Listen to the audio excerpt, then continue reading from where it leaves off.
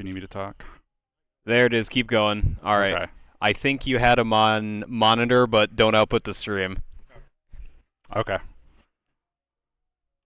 All right. So Good. it looks like we're good. Yeah, they're saying yeah, we can All hear. right. I'm hearing. Yep. I'm seeing affirmation stream. All right. Okay. So I guess I can start over again then. So Charlie Ed had asked me my history and a little bit about me. So Atari was my first game system.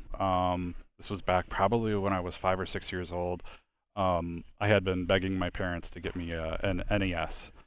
Um, at the time, we couldn't afford a NES, and my cousins had this and basically gifted it to me, and it was one of the um, best gifts I had gotten ever. I was so excited. I sat and played it for the whole day, basically. Um, so lots of fond memories of me with uh, with my Atari, playing it with my mom. There was a few games that I really loved to play. One of them was called Atlantis. It was kind of like a missile command tower defense type of game. Similar to this, where you're killing invaders that are coming for the city of Atlantis. So that kind of is where my love for gaming grew from. Played a ton of games. Um, yeah, still collect Atari to this day. I'll pick them up if I see them. There's a lot of rarer stuff that I have not been able to find. Yeah, yep. That was one from my collection. It was a duplicate that I had um, that I brought in, and just as kind of a cool thing to put into the checkout box. Um, Were you the one that put all of the Atari games into the gamer library? I am. Yep. That was me. Okay, So, cause I got the Atari 2600 Plus when that came out in like November, the remake nice. with the HDMI port, and I was looking for cartridges to add to the collection, and I saw a couple of them were in there. So I think I took your Asteroids and your Donkey Kong. I Okay. think. Well, we should talk afterwards because I've got a lot of duplicates that I can share with you. I would love to hear about them. Thank you. So yeah, so as many of you probably know, I am a game collector. I've got a pretty substantial collection of things at home, ranging from Atari to I think the newest is I have some Switch stuff. I have not a ton of Switch stuff, but NES, Super NES, Genesis, every Genesis type. Some of the more obscure things, ColecoVision, Odyssey 2000, Intellivision, some of the rarer accessories that go with them. The voice module for the Atari was one that you don't see too often. So there's a lot of different things that I have in my collection that I would love to show off more, but it's in storage because I don't have a lot of room to display it right now. So at some point, I'll take some photos and put them into the gamers chat for everyone to see. Since you're focusing, I can see questions in chat for you. What's the condition for the worm to go down a level in this game? It's just when it hits so the different blocks and things. So if it hits the side, it will move down a row. If it hits a block, it'll move down a row. Yeah, it's pretty basic to be honest with you. So there's not a whole ton of stuff. I think if you actually hit the centipede, is it centipede or millipede we're playing? I can't remember. But anyways, if you hit it, it'll turn also. So yeah.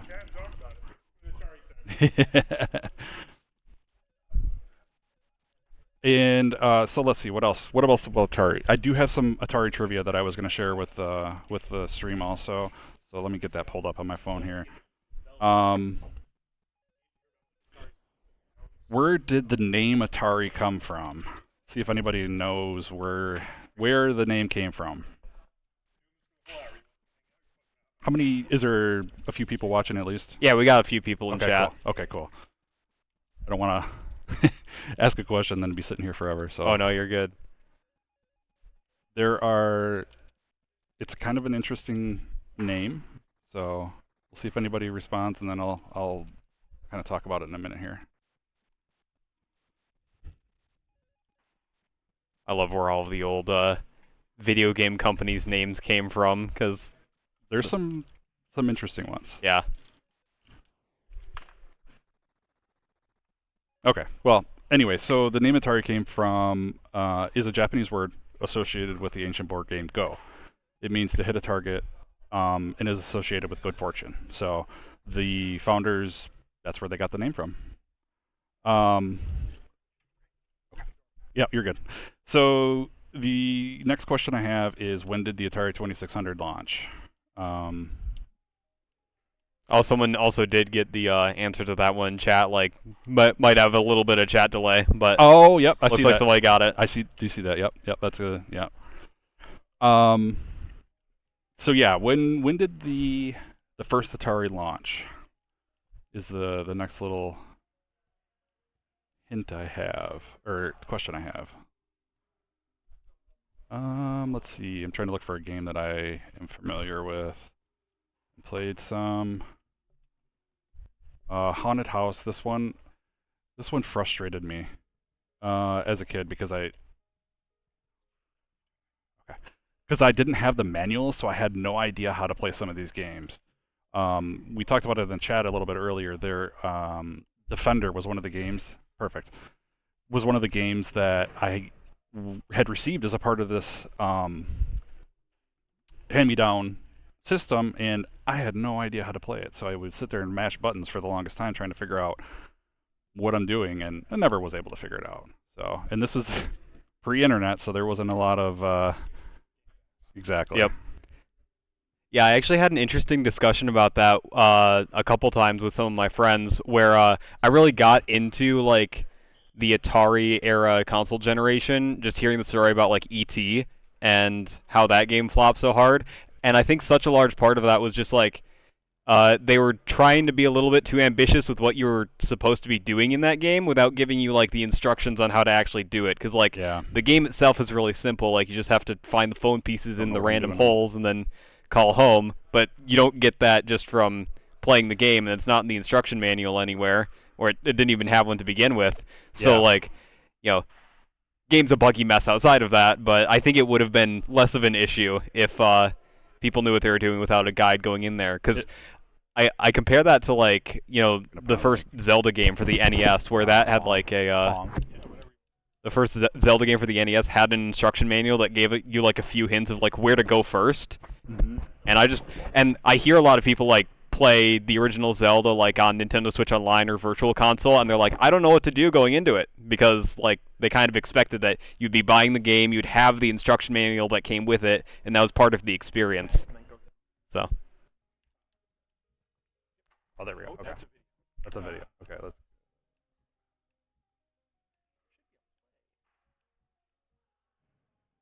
Play video. Yep. Oh, why would they do why? Because this is the encyclopedia. Gotcha. Okay. They just have like a bunch of extra information for you to look at in the games in this, right? It's Yeah. really great. Oh, there we go. There you go. See how well I can do on this. This is not. Oh no. So the question I had asked was, when was the Atari 2600 released? It was in 1977. That's when the first first Atari console from Sunnyvale, California, was released. Affectionately nicknamed the Heavy Sixer. So it is the console is pretty big, and the reason they call it the Heavy Sixer is it has 6 switches on the front of it for the different modes of games. So you could change the switches and change to a different, almost like a dip switch in a computer, if anyone's familiar with that. Yeah, now you're catching up with me. Yeah. The servers are a little unfair. They are, yeah. There's a way you can change that too, and I don't know exactly how. There's no dip switches on that. Yeah, yeah. Yeah, so the Sunnyvale Heavy Sixer was that first one, first Atari, and then from there was a lot of licensing done to like Sears and other companies that built their own version. So the Sears version of it was the Video Computer Center, I think is what it was called. Yes. Yes. And oh, bugger. Another cool fact about 2600 is that they actually had wireless controllers. And I have a pair of them, and that was something I was going to bring in, but I didn't, just because I couldn't get to them. They're in a storage tote that's, I guess I won. It's yeah. Anyway, so they're interesting because they're yeah. So they have TV antenna, like the old school TV antenna, rabbit ears on them that stand about 6 feet tall. So that's your wireless controllers for them.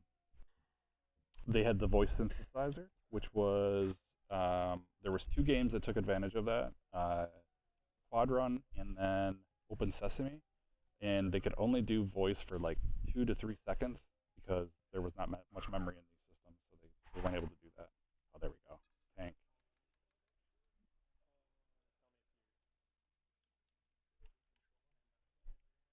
Um, hit is it this one here, and that brings up thing, and then you can go controls. Okay, there we go. Sorry about that. Why call it the 2600 if it was not released in the 2600? Old retro future technology. Mm-hmm. Love that aesthetic. Oh, so you got to use the D-pads, it said.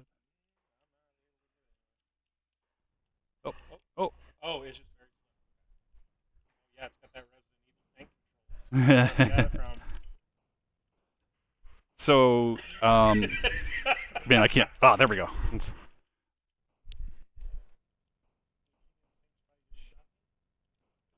Oh, you got me. Yeah, now I can just. Now you're just destroying me. Yeah. Yeah. Once you got to keep moving. There we go. Stun lock him. Yep. Oh. Oh, I turned too much. Okay, so another couple trivia facts. Some big names that worked at Atari that you may know. There are two of them. One of them was Bill Gates. Bill Gates actually worked for Atari. He was fired. He was fired because he was not meeting deadlines, which was okay, sure, yeah. If you're not going to meet deadlines, I can see that. The other one is Steve Jobs and Wozniak. So Steve Jobs, it's a very interesting story.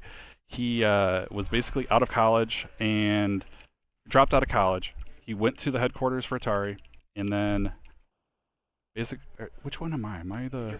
Yeah, I'm blue. Okay. It's like this doesn't seem right. He said basically, I'm not leaving until you're hiring me. So they hired him for $5 an hour, and while he was working there, this was late 70s, so the quote unquote hippie era was very, it was there. He was one of those types of people, and he got made to work on third shift because of complaints of smell and other things because of his lack of showering. So while he was there, he brought in Steve Wozniak, and they worked on the game Breakout, which is on here. During that time, they were actually building the. Oh, so you beat me on that one. They were building the Apple II. So they sourced all the parts, and they actually offered it to Atari to distribute, which Atari declined. So imagine where Atari could be if they had done that. This is two-player. Snake, perfect. Okay. Also, we have a question, chat. Why is there a fake gamer playing with Jesse? For everybody, even the fake. I still have the sign up by my desk, just so people know. Brandon made Fake like gamer. 40 of them. I don't know where they went. So yeah, the interesting story about those two. There was also rumored to be 5 million copies of ET buried in the New Mexican desert. Mm-hmm. While it was kind of exaggerated, there were a bunch of consoles and other things buried. It wasn't near the 5 million mark, but The number I heard was like 750K or something around, or maybe 75K. I don't remember. yeah, it was not as extravagant as what they said. Another fact about the ET is the person who developed it actually left the gaming industry never to return again after the flop of ET, Hmm. which is kind of sad, but Well, they gave him like 5 weeks to make the game, right? mm-hmm. I am like fascinated by ET, the Atari game, just like in Yeah. all aspects. I actually, for my capstone project for my master's degree, I decided to try and remake ET for the Atari in Unity just to make it relatively Nice. playable. That's awesome, actually. Yeah, it's it's an interesting story. So the other thing that was kind of interesting about Atari is, we think about game development these days, and you have hundreds. Oh, Oh, wait, How did that happen? wow, we were in peril. I didn't you know. I didn't you know you did could you do did the that. Pac-Man clip, like you turned at the right time. Yeah. But yeah, anyways, we think of development these days where there's hundreds of developers working on a single game. In the Atari days, it was one person that developed the games. So it's you don't have the team that you had before. So when you're talking about the creator of ET, having 5 weeks, he was the only person working on it. So um, yeah, let's see. There's a couple other ones too. Oh, another fun one. Oh, that's not good. Oh, it's gonna be great. Crash for me real quick. When Nintendo first created the NES, they actually went to Atari and said, "We'd like to put this under your label," and Atari declined. So it's another one of those ones where, what would have actually happened if Atari would have taken up some of these offers? Mm-hmm. Nintendo seems to have a history with that. Ask Sony. Yeah, yeah, yep. Video Um, game market could be very different if Nintendo made like 2 different choices. Very true. Yeah, definitely. Let's see. Couple other facts. Let's see. The game Adventure that was on the 2600. That was the first game that had an Easter egg in it. So in Adventure, there is a room that is all black in the center. It just looks like something you can walk around.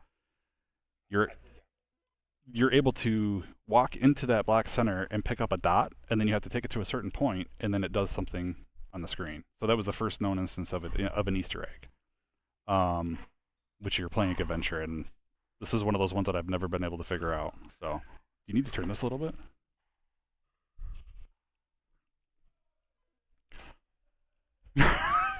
Exactly. Yeah. A lot of the early Atari games, yeah, Ready Player One reference.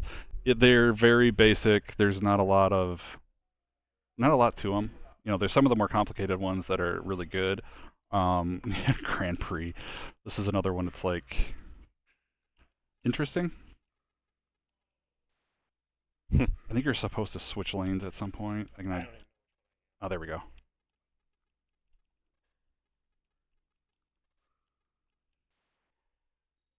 If you push up or down, it'll switch the lanes when you're at. Oh, just Yeah. Oh, it doesn't respond very well sometimes.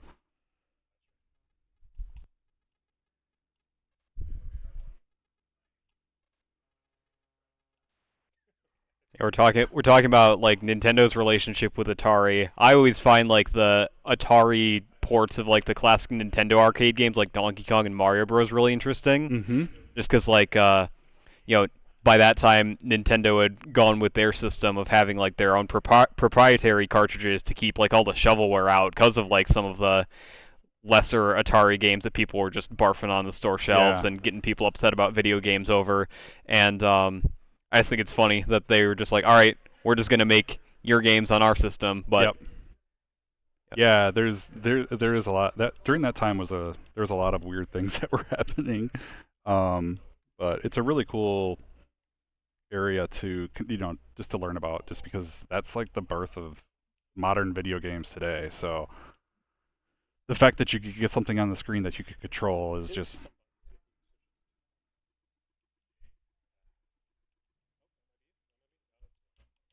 I don't know if you can do. I don't know. Yeah. Say one player. You could. Oh, I okay. didn't know if it was like. Yeah. Let's see. What other fun facts did I find? or that I have. So Yar's Revenge, the one that we tried to play a little bit earlier, it is named after the Atari executive Ray Kassar. So Yar backwards. How many games were available for the Atari 2600 at launch? See if anyone in the chat knows this one. Yes. 9. Oh. So decent amount. Air Sea Battle, Basic Math, Blackjack, Combat, Indy 500, Starship, Street Racer, Surround, and Video Olympics. I think that's all. Those are all the little teasers and tidbits of information. Oh, is this is the remastered Yars? Oh, and it goes back. Oh, that's pretty cool. I like when they do that type of stuff. Didn't they do that with Link's Awakening also? Yeah, they made a remake of Link's Awakening for Switch. That was just, yeah. Did they make it so that you could switch back to the old school graphics? I can't remember. I don't think so for Link's Awakening, no. There was another one that they did that with. Oh, Diablo 2 Resurrected. You could switch between the graphics on that one. Yeah. Yeah, yeah. And I know not a remake, but Dragon Quest XI has an option for you Yes. to like play with the classic Mhm. top-down style. Yeah. Yeah, so there's a few games that do that, and it's pretty neat. Yeah, I like that because I'm a big fan of like SNES era graphics, so I like games with that style. What's your favorite SNES game? Earthbound, that is like one of my defining games. Okay, I'll give that one to you. Mine's Link's Awakening, or Yeah. Link's Link to the Past. Sorry, That's fair. that's my absolute favorite. That was like when I first got my NES. Zelda was the first game I got. And I absolutely fell in love with it just because there were so many things to do. And it's Yeah. like, you got to figure out where all the bosses are because at that time, it wasn't really guided like it was in the current games. So you kind of had to adventure and figure it out on your own. And sometimes you couldn't figure it out because the things were so hidden that it was just a pain. So they had physical guidebooks. And we had one. My mom, to this day, she still says, it talks about how she was the first one to beat Legend of Zelda. Because she was, at that time, my sister had just been born, so she was home from work. And so she was able to play more than I was. Oh, why did I do that? This is an interesting one. Yeah. Is that Mention a knife that he's Yeah, throwing? the rest repeat what I'm saying to you Oh, yeah, okay. would you like the mic? because Okay. So the whole NES Zelda, when we got the Super Nintendo, we bought Link's Awakening or Link's Link to the Link Past to the is Past. on. Yep. Thank you. Yep. My brain is not working right. It was just such a good game. Another one of those ones where you're trying to figure out everything and just keep going. And I've replayed that game so many times. Just one of my all-time favorites. Yeah. But yeah, for the Atari era, it was, like I said, it was my first gaming system. It's, looking back at it and trying to play some of these games, I'm sure Charlie, you can attest that they're pretty damn bad. But it's still fun. It was a cool time in my life, just getting into this stuff. So yes, yep. It's so foreign, you're this video on the screen that you're able to control. It's like, how did we get to this point? Or, when did this happen or whatever? Just good time for me. Have you ever seen some of the demakes that people make for Atari where they'll take Mhm. like newer games and because I think there was a big one somebody made like Halo as just sort of a Yep. top-down adventure game and then somebody I saw one person try to make like Super Mario Bros and it was like kind of got Mario's Yeah. sprite in there but was really scrunched down. Yeah. Well, I mean, it's interesting because Mario's on. yes, I mean, not on this collection. it's not in this collection, but it's not. Yeah. That's Mario Bros, the arcade Yes. game, but Yep. somebody made an unofficial like version of Super Mario Bros, like the Mhm. side-scrolling platformer. The other one is Mario is actually in the Donkey Kong game too. Yep. Because you're playing as Mario, climbing up the ladder basically. So, Yeah, it's pretty interesting that it then became a Nintendo branded person or character, I should say. Yeah. Well, Nintendo made Donkey Kong originally, but like we were Mhm. talking about earlier, people just made their own versions of the Nintendo arcade games for Atari, Mhm. which like that's just a crazy era to be in where Nintendo was so focused on having like their proprietary cartridges just so shovelware like that wouldn't happen, only for people to turn around and just take their games and Jason, stop talking. Talk about what's happening. What uh is I've never seen this game, but It's called Ninja Golf. And I didn't Ninja expect it to it's literally you're a ninja golfing, Huh. being attacked by other ninjas and frogs. No, know how Jesse said earlier that most of these games are bad. This one looks hype. be good. Yeah. What is that? There you go. Oh, you got shurikens now. Shuriken? Yeah. I wonder. This must have been for the 7800 because the Okay, yeah, the graphics are a little bit better on it. Okay, there's the ball. I was seeing a lot of ninja, not a lot of golfing. Your ball. This is such an interesting game. Great. Exactly. Yeah. All right, well this is another one I need to find because this one actually looks pretty fun. Yeah. I also like the era of the box art would be like just pictures of people or like really well done Mhm. hand drawn artwork, and then the game would just be like, I can give you 5 squares. Yep. Yep. And that's the ninja. 5 giant pixels. Windows. It's such an interesting game. I've never heard of this one. There's a ton of games for the Atari that I don't know. They're harder to find or whatever. I mean, I've got them on emulator, but emulators are bad. Yeah.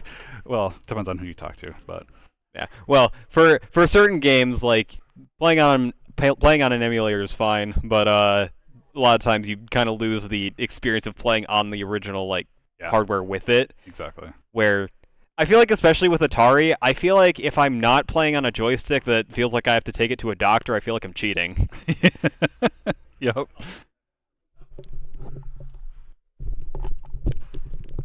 So when Jesse's talking about memories, he's talking about the 2600. Yes. Mostly, only. Yeah. Mostly. So 52, 70, 800, you weren't along for the ride on? No, I was not along on for the ride on that. I do have some of them now, Mhm. but it was mostly the 2600 that I played on, and then moved on to the NES. Yeah, so I was of an age where a couple of the kids that wanted to show off had Atari Lynx, Mm-hmm. and there was a game on there called APB that was very good. It was similar. It was like a top-down, kind of like the early GTAs, but you're mostly just catching guys at Yep. overhead perspective. And I remember as reading magazines during the time, like they really tried with the Lynx. Yes. Like they got burned on 52 and 7800, and Nintendo took it over. But the Lynx, like they really went for it. Mm-hmm. Well, Um, and Lynx is their handheld game system. Yes. So it's kind of like a, let's see, around that time, like Sega Game Gear size. Mhm. Um, Yeah, and they had a big promotion. Like they tried a couple times. Like when Batman Returns came out, that became their Oh, yep. pack-in game. And I never played that one. I think I only played APB and maybe that basketball game we were playing, this Okay. basketball. Yep. But it was an option. I mean, I don't think it did nearly as well as Game Gear, but like it was a solid, Mhm. chunky system, and Mm-hmm. they really pushed that you could because it had buttons up top and bottom, so you could flip it to left hand or right hand, which Oh. I don't think anyone really asked for. That's an interesting. I Yeah. didn't. I didn't play with the Lynx too much or have a Lynx. I Mhm. still don't actually, but Yeah. there's a lot of cool handheld systems around that era. And they supported it for a while, so we have games from '92 there, and I think it might have released in '89 or '90. But they did have some third parties. They had Pac-Man and stuff, so they really gave it a shot. Mm-hmm. And then they kind of rode that down. I don't think they just cut and ran. And then they tried to get ahead of people with the Jaguar, Mm-hmm. which I bought one of these probably late '90s for $20 at a KB Toys, which Yeah. would a blast from the past. Yeah. Yeah. I only had Cybermore from it, but I would I got every game magazine, so like I was more of a student of gaming than an actual Gotcha. game player. Still am. But like just reading how they were trying to pitch this stuff was wild. Oh yeah. Like they kept on saying 64-bit, and then you'd see it, an image of it, and you'd be like, okay, but then you'd see like motion of it, and then we'll get into it. And this is Cybermorph, and you're probably thinking Star Fox, and Yeah. free roaming Star Fox, and you're kind of right. Hold on, how do I go forward? Probably the D-pad. Yeah, I'm trying. I was just playing this. Oh, the bumpers, of course. So the Jaguar had 3 primary action buttons, and then it had a full. Oh, I thought that was a bad guy. It had a full numerical dial pad on the bottom. It's just a wild thing there, and Atari thought they could get away with this and make it happen because they had won a lawsuit against Sega.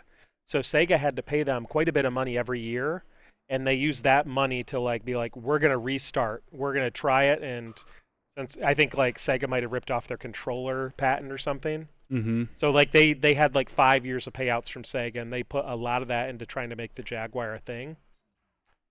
That woman just popped up saying, "Where did you learn how to fly?" or something. And I know that because she says 3 things and she says them constantly.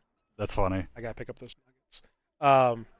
But yeah, this was just the wildest history. A lot of the best games are not on this collection, such as Aliens vs. Predator. Rayman was originally supposed to be an Atari Jaguar exclusive. They wisely ported that to everything. I didn't realize that. They got the Bubsy sequel. What a what a coup there. But actually, no, they got a Bubsy side story game. This guy's got a bogey on my 6. Sorry. No, you're good. But I mean, so it's running better than this would have on Super Nintendo, but like barely. Yeah. Yeah. Like this is actually one of the better games. This was the pack-in game. It launched with 2 Oh, or was 3 it? games. Okay. Yeah, so that's why too many pauses straight. Okay, whatever. Yeah. Like just wild. And despite this, most of the games were 2D. I've never played Evolution Dino Dudes. I think it's actually like a strategy game. Platform puzzle. Well, it's an excellent example of it. Dino Dudes asks players to guide early humans using basic tools. All right, I love early humans. I love basic tools. So yeah, I had a ton of fun, and Jaguar had a very lively homebrew scene as well. Oh, did it? Okay. Yeah, because I used to get those guides in the mail. I was a weirdo, even though I didn't like plan on supporting the system. But just such a like alternate history game system. Like, what if this or 3DO was the thing? Yeah, it's fun to think about those types Mhm. of things. Like, what if those more obscure game systems, well, not obscure, but Yeah, the lesser known ones, yeah, would have become the prevalent ones at the time. yeah. So this game reminds me a lot of a game I used to play on PC. It was called Humans, Oh, and you had to control the guys. So, like, if you looked over in the top right corner, there's a spear. So if you walk over to the right a little bit, so you gotta take your guy, get him down there, and then grab another guy, have him climb up, and then you can grab the spear. So it's all about trying to figure out how you can get these different things and then move them. So you can select the different guys. I don't know how you do that though on this. feels like I'm selecting different activities, but yeah. So this one is one that I didn't remember until I saw the collection come out. But there's another one on here which was like their killer app, which I'll get into. It is not Club Driver Trevor McFur, and it's certainly not Atari Karts, which I will play before this is over. But Tempest 2000. Yes. So Llamasoft and Jeff Minter is his name, who kind of put all this together, and we're losing some because we don't have audio, at least for us here.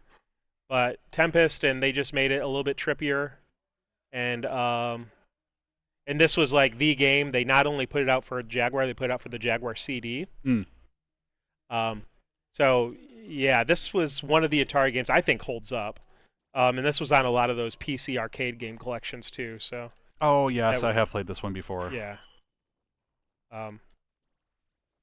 But very simple. You kill enough guys, and then you go further down in the tunnel, and then if they get you, they get you. Get you. Yep. Okay. I know it. I didn't say I was good at it. But, Jason, you want to take back over? I just wanted to relive some of my Atari Jaguar. Actually, you can take over here.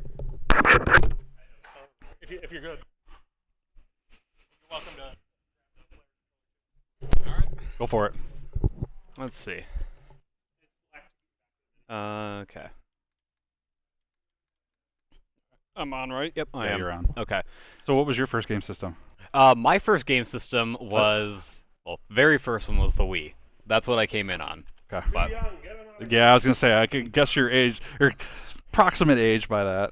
all right, what's your guess? No, I'm just kidding. It's you're much younger than I am. Let's just put it that Yeah. way. I'm not gonna say how old I am. Well, I mean, when it comes to that, that was just the very first one, and that was just because that was what the time. family was getting, right? time, Like yeah. that was that was just part of the culture at the time. But I found out pretty quickly that I was really into like retro games. Like I jokingly called myself in the gaming chat a retro zoomer, where it's like I am very much into like SNES era games. Like I mentioned, Earthbound, Mario World is up there, and like I play modern games too. But most of what I'm interested in is like either that or indie games that kind of replicate that style. Like I like finding like Earthbound-like games, like Undertale kind of scratches that itch as well. If I want something that's more modern, but So do you own a copy of Earthbound? I own actually several copies of Earthbound. Not the original one yet. Okay. But I have it on.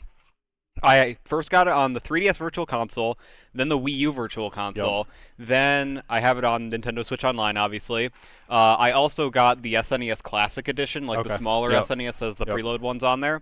And actually, recently, I acquired, courtesy of my mother, I acquired a Game Boy Advance with the localizations of the Mother 1+2 cartridge. Oh, okay. And Mother 3 localized as well. Nice. So that Earthbound is on my Grail list for the NES.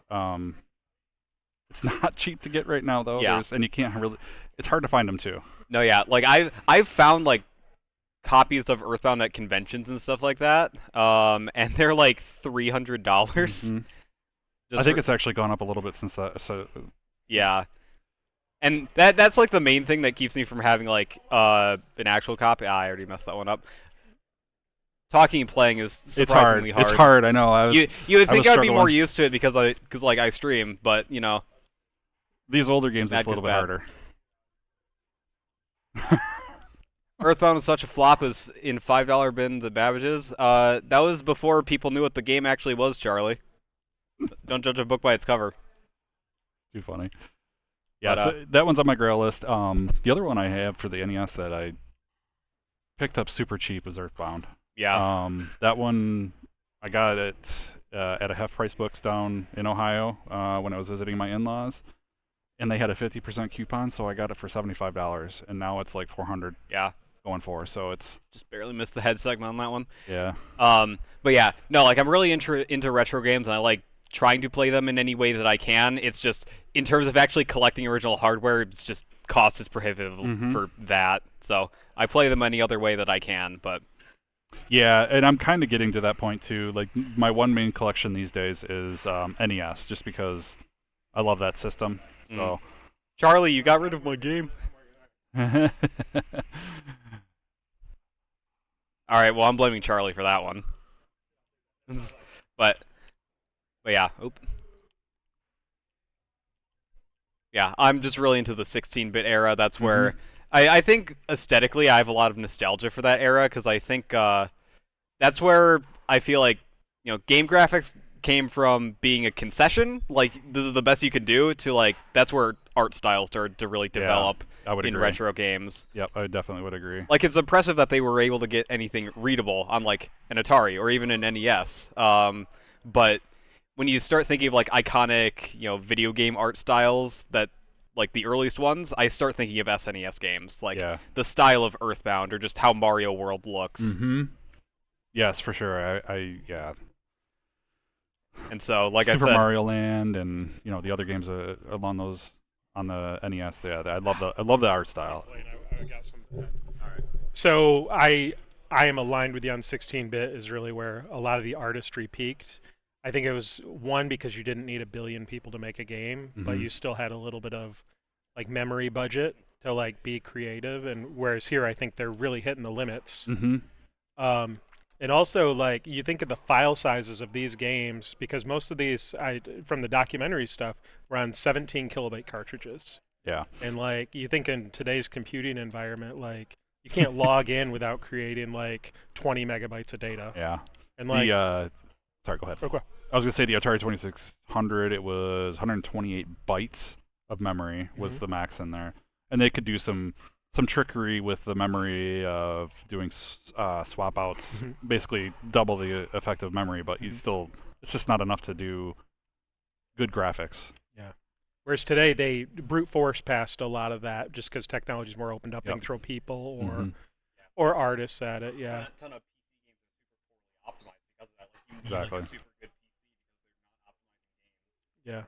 Yeah. Yeah. Well, I think that's just in the industry as a whole. I mean, we've talked about it in the gamers chat as the developer crunch and everything that they've got going on. The optimization is something that always lacks in a lot of games, and it's almost worth it just to wait for the 1.0 patch or 1.1 patch Game to play. of the Year edition, even if it's not a Game of the Exactly. Year. I feel that a lot, like, as a Nintendo fan, where people will rag on Nintendo for not like being the most graphically advanced or anything like that, and or like you'll see third-party games get poorly optimized for the Switch, and they're like, oh, Nintendo's consoles are just a generation behind in terms of power. And while I do agree with that to some extent, there's also the fact that, like, a lot of times that optimization issue comes in where it's like they're not optimized for Switch because they're just trying to get away with the fact that they can brute force it on other hardware. Yeah. Where like Nintendo's programmers are wizards in terms of like optimizing for very little. Like they got like Tears of the Kingdom, a whole like physics-based building system working without the entire thing just exploding every time you play it. That's the thing. That's the thing I love about Nintendo with the modern games these days is that when they come out, they're really polished. If it's a true Nintendo published title, I should say. There's obviously a caveat to that, but Pokemon is And they've had some games running on Unity now where they're getting a little bit sloppy. Like. Yep. Yeah. So that's one of the things I love about that the Nintendo, environment is that you can get some very quality games, and they're always well optimized for their systems. And you're right, the Switch is not the greatest hardware in the world, but when you look at the games that you have for them, the quality games, they're really good. And I'm glad they're getting games like The Witcher and Skyrim, and I've heard those run pretty well.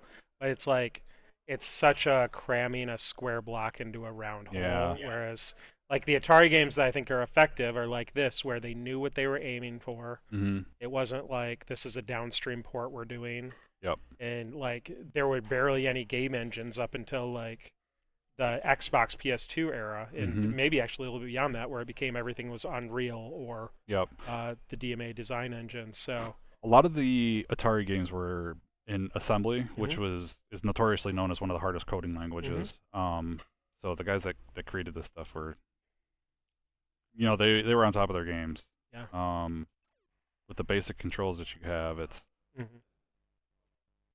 I remember Todd Howard, the pillar of well-made, stable games, was giving an interview, and they were talking about what they had to do to get Morrowind on Xbox because that was the only way like their company could survive at the time because Microsoft was paying them a little bit, and they somehow hid that they were rebooting the entire system when you go into a certain like when you change worlds or whatever. Because they had to clear everything out to get something to load. Yeah. And for some reason they found a way to like just have it black out for a second and then pop right back to the loading screen it was on. Interesting. And that's the entire system rebooting. And I'm sure they're trying it like to get that type of stuff with like Call of Duties today. But it's just the intentions aren't as pure, it feels like. Yeah, I don't feel like some of the bigger studios, I don't feel optimization is not what they put on the top of their list or any of that kind of stuff. They need the screenshot and the PC rendered video where they have their developer system running it. I mean, Cyberpunk, which I love, it was another case of that. Like, they had a Cyberpunk branded Xbox One, and the game didn't run on that. Like, it was not a good time. And maybe I'm spoiled, but like that thing running at like 15 to 22 seconds on a 5200 RPM hard drive. Yeah. Bad times. Yep. And yeah, it's tough. I still love that game, but they had to do some dirt to get it Yeah. through there. And you'd think that this is one of the things that irks me about the gaming industry these days is that, you'd think that they would learn from these mistakes and not do that, but it just seems to continually be perpetuated, Yeah. and it's sad, to be honest with you. I mean, to a certain extent, we have seen that AAA bubble start to burst a little bit because Mhm. people are genuinely starting to get fed up with those sorts of practices, and also with the rise of with the internet and the rise of indie games, where Yep. it's so much easier for anybody to just basically do this, Exactly, yeah. and just make a game just by themselves with whatever they feel like. Then you get a lot more games that people are making where they're passion projects where they're making something that's reminiscent of the games that they enjoyed when they were kids. So stuff like this, or the classic Nintendo games. People are making their own 2D platformers or Zelda likes, or there's a Yep. whole subgenre of games that are just inspired by the Mother series. Yeah, exactly. I love the indie game scene is fantastic because there's so many different games out there with so many unique ideas, and there really should be more attention given to those games, but Yeah. everyone seems to kind of flock towards the AAAs. It seems, anyways. Yeah. But that just could be my perspective of it. I think the paradigm is very slowly shifting. Yeah. Where people are starting to realize that they can get decent games for very cheap that are actually optimized because they're Mhm. not trying to bite off more than they can chew. Yep. So it's been a slow adoption over the years, but we're getting there, and it's pretty nice to see. Because then you get games that they replicate not only the gameplay style of the games that everybody remembers and likes, but also then because it's just easier, they do a pixel art style, and then you can have your art style with that without being too technically demanding. So you get a bunch of games that look like an NES or an SNES era game. One game that I really like that isn't necessarily a massive, or isn't necessarily directly based on a retro game, but the art style reminds me of it, is Terraria. If you've been in the gaming chat at all, you know that I love Terraria, and a big part of that, aside from the gameplay itself, is just it kind of has that almost SNES era aesthetic where it's the character sprites, they literally started making the character sprites by editing classic Final Fantasy sprites. Oh, really? I didn't know that. Yeah, if you look at the very early versions of Terraria, Okay. they are in the same pose, or the arms are kind of in the Interesting. Belmont strut look, and then they iterated off of that. But stylistically, it's very much based on SNES era graphics. So it's I like having a very modern, polished game that has a ton of content in it, but still evokes the feeling of playing an SNES game. I agree. I would agree.